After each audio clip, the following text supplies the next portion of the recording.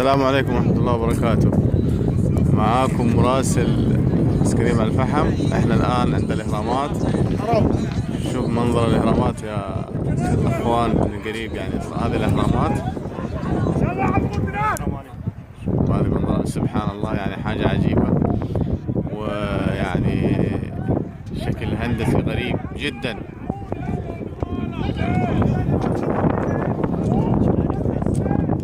شو اسمه هذا الإهرام؟ شو اسمه هذا؟ هذا اسمه خوف أو كذا. الحين إن شاء الله يخلص.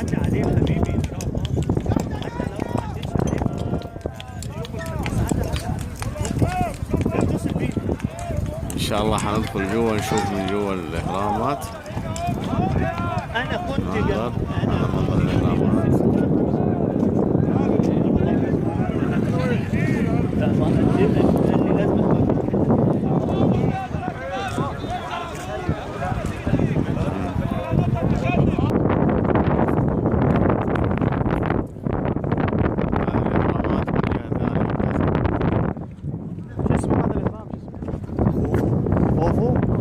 هذا اسمه خوف، الهرم الكبير اسمه خوف.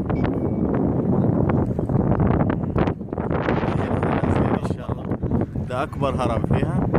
الحين نازلين على المقابر.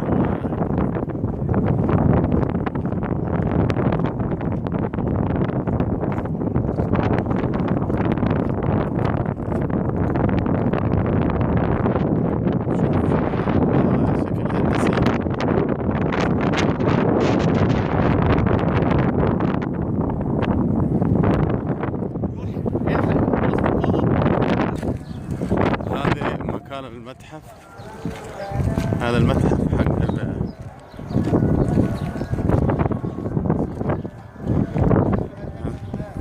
هذا المتحف.